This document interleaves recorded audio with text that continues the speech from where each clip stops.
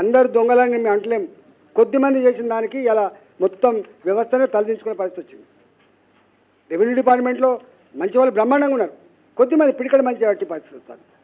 మంచి పోస్టింగ్లు కావాలి, డబ్బులు కావాలి, పెద్దల ప్రాపకం కావాలని చెప్పి ఆడపడేటువంటి ఆఫీసర్లు తప్ప మిగతా వాళ్ళు మంచిగానే ఉంటారు. 6 కావాలి 60 పెట్టుకోమను. నా నా నా నా తెలంగాణ మహిళల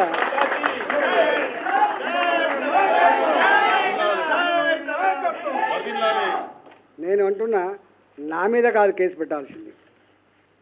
2005లో దొంగ డాక్యుమెంట్లు సృష్టికర్తలు ఎవరైతే ఉన్నారో దానికి సహకరించిన అధికారుల మీద దాన్ని అమ్ముకున్నటువంటి ఓనర్ల మీద, దానికి ప్రోత్సహించినటువంటి బ్రోకర్ల మీద కేసు పెడితే సంతోషపడతారు.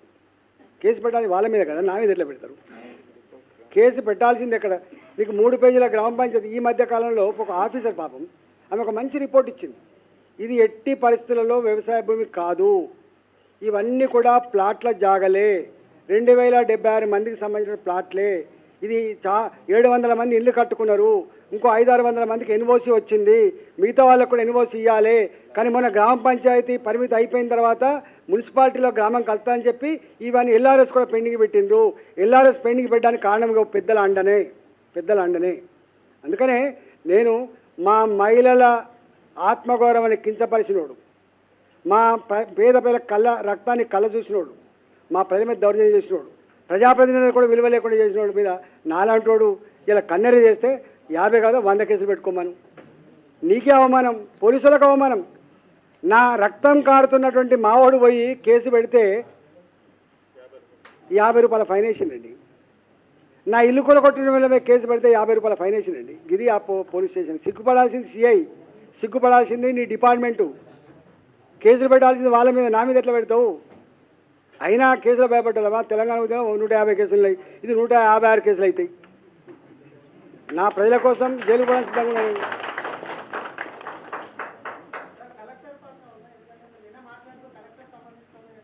కలెక్టర్ నిశ్చేష్టుడు అయిపోయింది అనిపిస్తుంది, ఎఫెక్టివ్గా లేరు. ఎందుకు ఎఫెక్టివ్ లేరు నాకు తెలియదు.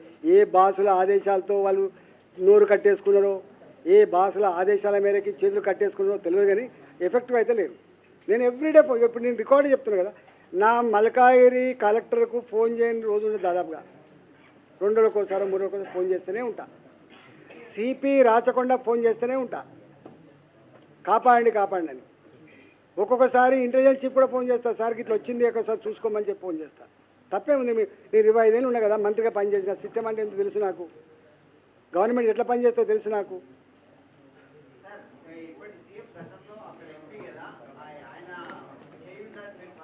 నేను ఒక మాట అంటున్నా, నాకు ఈ ల్యాండ్ దందాల గురించి కానీ ఈ రెవెన్యూ విధానాల గురించి నాకు పెద్ద తెలియదు. ఎందుకంటే నేను ఊర్లోకి వెళ్ళి వచ్చినండి. నేను ఈ మధ్యలోనే హైదరాబాద్కి వచ్చిన. కానీ నాకు తెలిసి రేవంత్ రెడ్డి గారికి హైదరాబాద్ చుట్టుపక్కల ఉన్న భూములేందో, రియల్టర్లో ఉన్న బ్రోకర్లేందో, దాంట్లో ఉన్న సమస్యలేందో నాకంటే 100 రెట్ల నాలెడ్జ్ అయితే ఎక్కువ ఉంటుంది. గది పక్క ఆయన ఆలోచించాలి. 100% అండ ఉంది, 100%. అధికార పార్టీ అండ ఉంటుంది. ఎవరన్నా ఉంటుంది? పేర్లు చెప్తాను, చెప్పండి. చెప్పినాడు పేరు కూడా సహా చెప్తా, పేరుతో సహా చెప్తా. మా దగ్గర ఇప్పుడు సమాచారం అంతా అక్యుములేట్ చేసుకుంటాను మేము. ఇప్పుడు మేము వాటికి ఏదో శాంపుల్ పెట్టినాం. మా దగ్గర 100 గ్రామ పంచాయతీ లేఅవుట్లు, వాటి ఆనవాళ్ళు లేకుండా పెద్దలు ఎట్లా భూములు కొట్టేసిండ్రు, దాని వెనుక ఉన్న పెద్దలు ఎవరు, దాని విలువ ఎంత, అవన్నీ చెప్తాం. ఇప్పుడు నేను చెప్పిన శంకర్ హిల్స్, నేను ఇంతకుముందు చెప్పిన శంకర్ హిల్స్ కానీ నేను ఇంతకుముందు శాంపుల్ చెప్పిన కొన్ని.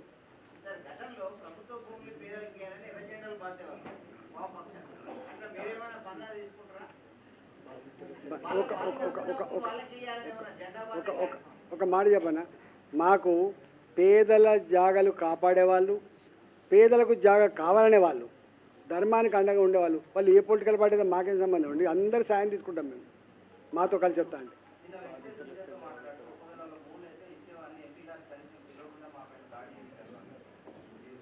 ఒక మాట చెప్పన్నా, మీరు అడుగుతున్నప్పుడు ఒక మాట అని అడుగు. 85లో కొన్న ప్లాట్లు 20 సంవత్సరాల తర్వాత ఎట్లా నీకు వచ్చినాయి అడుగుతున్నా. ఇస్తాడా? నేను అడుగుతా, రాస్తారా? లెటర్ రాయనా? అరే ఒకటి గుర్తుపెట్టుకో, నీవు అంటే ఉత్తగా నేను ప్రెస్ వాళ్ళు అంటే టీవీలో అంటే కొంచెం గ్రౌండ్కి వస్తారేమో, గ్రౌండ్లో వాళ్ళు ఎంక్వైరీ చేస్తారనుకుంటున్నా. కానీ మీరు కూడా గిట్లా ఉంటే ఎట్లయితే చెప్పండి. 4th స్టేట్ ప్రజాస్వామ్యంలో ఏదో పిల్లర్ అని చెప్తున్నారు. ఏం చేస్తున్నారు మీరు? నేను అడుగుతున్నా, మీ బాధ్యత కాదా?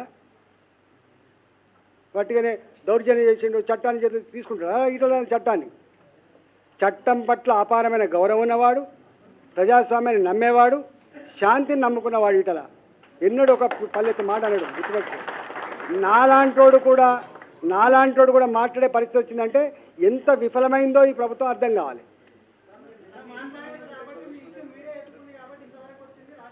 అందరూ అంటున్నా అట్లా కాదు, అట్లా కాదే, ఎక్కడో అక్కడక్కడ ఉంటారు అంటున్నా. అందరూ అంటున్నా కొద్దిమంది. నేను అందరికి ఆపాదిస్తున్నాను, కొద్దిమందికి ఆపాదిస్తున్నా.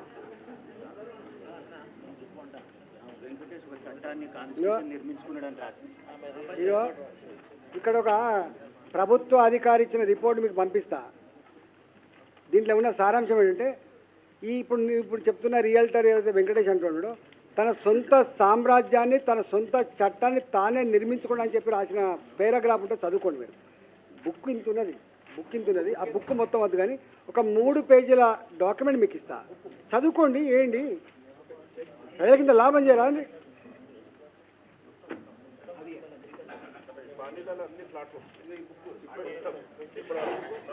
ఇక ఒక పని చేయండి, ఇంకా డీటెయిల్స్ కావాలంటే ఈ బాధితులు ఉన్నారు కదా, బాధితులు ఇచ్చినటువంటి స్టేట్మెంట్స్, వాళ్ళు చూపిస్తున్న బుక్కు, వాళ్ళు ఇస్తున్నటువంటి ఇవన్నీ కూడా తీసుకొని వేయండి కొంచెం దయచేసి. మీరు ఒక్కటి గుర్తుపెట్టుకోండి, ఇలా ప్రెస్ వాళ్ళు మీరు ఇన్ని సంవత్సరాలు పనిచేస్తున్నారు. ఒక ఇల్లు జాగా ఉంటారా మీరు హైదరాబాద్లో? నేను అడుగుతున్నా. మీ పిల్లలకు మంచి స్కూల్ చదివిస్తారా మీరు? నేను అడుగుతున్నా. మీ అమ్మాయికో మీ నాన్నకో ఏమైనా హాస్పిటల్ పని ఉంటే చేయించగలిగే కెపాసిటీ మీకు ఉందా చెప్పండి. ఒక్క తరంలో వాడు చెప్పులు లేకుండా వచ్చినోడు 1000 కోట్లకు యజమాని అయితే చూస్తున్నారు, 5000 కోట్లకు యజమాని అయితే చూస్తున్నాడు. ఎటుపోతుంది వ్యవస్థ? నీకు లేదా బాధ? నువ్వు కాదా ప్రజల్లో ఒక మనిషివి? చెప్పండి. నేను అడుగుతున్నా. వేల మంది, ఓ 30,000 మంది 40,000 మంది ఉంటారు జర్నలిస్టులు, ఎంఏలు, ఎంసీఏలు, ఎంసీజేలు చేసిన వాళ్ళు. ఒక ఇల్లు కట్టుకోలేరండి మీరు. మొన్న మీకు జాగ్రత్త క్యాన్సర్ అయితే గిలగలు కొట్టుకున్నారు మీరు. జీవితాంతం కష్టపడితే కార్డు జీతం ఇవ్వకపోయినా కనీసం ఇల్లు జాగా ఉంటుందని సంతోషపడ్డారు. ఉందా ఇప్పుడు? మీకు ఇవ్వడానికి 1 కోట్లు ఆపినాయి. ఎక్కడ పోయింది శంకర్ హిల్స్ 450 ఎకరాలు? ఎక్కడ పోయింది 1000 ఎకరాల భూమి? వాడి సంపద ఒకటే జనరేషన్లో వాడు 10,000 కోట్ల టర్న్ ఓవర్, 50,000 కోట్ల టర్న్ ఓవర్ అని మీరు చెప్పండి. మీరు అడుగుతున్నా, మంచి పద్ధతి ఇది? పేదలను కొట్టి పెద్దలకు కట్టబెట్టే, పేదల కడపడి గద్దలు పెట్టే పద్ధతి మంచిది కాదు. దాన్ని మీరు కూడా స్టడీ చేసి రాయండి దయచేసి. ఈటల కొట్టాడు అట్లా, ఈటలు ఎవరిని తిట్టాడు. నాకే మంచిగా అనిపిస్తుంది. అయింది కొట్టుడు మంచిగా అనిపిస్తుంది, తిట్టుడు కూడా మంచిగా అనిపిస్తుంది. సంస్కారవంతంగా ఉండాలనుకోకూడదు. కానీ ఏం చేస్తా, నేను ఇంతకుముందు చెప్పినట్టుగా చట్టం ఉన్న వాళ్ళ చుట్టమైనప్పుడు, చట్టాన్నే అడ్డం పెట్టుకొని పేదల మీద దౌర్జన్యం చేస్తున్నప్పుడు మరి నేను ఏం చేయాలి ఎంపీగా? అంటాడు చట్టం చేసేటప్పుడు నేనే చట్టం చేసిన, నా చట్టం నువ్వు అమలు చేయనప్పుడు ఏం చేయాలి మరి? నేను నా ప్రజలు కాపాడుకోవాలి కదా ఎక్కడో కూడా, లేకపోతే ఏమైపోతుంది? పనికి మాలిన ఎంపీ అంటాడు. నేను చెప్తే మీకు కాలుకు ముళ్ళుగితే పన్ను తోపికే సర్వీస్ చేస్తా ఎన్నికల సమయంలో ఈటల. మరి నేనేం చేయాలి చెప్పవు? నీ కాలు ముడితే పన్నుతో పీకుతా అని చెప్పినప్పుడు నీ ఇల్లు కూడా కొడితే పోవాలా లేదని చెప్పండి. నేను అడుగుతున్నా, ఎవరన్నా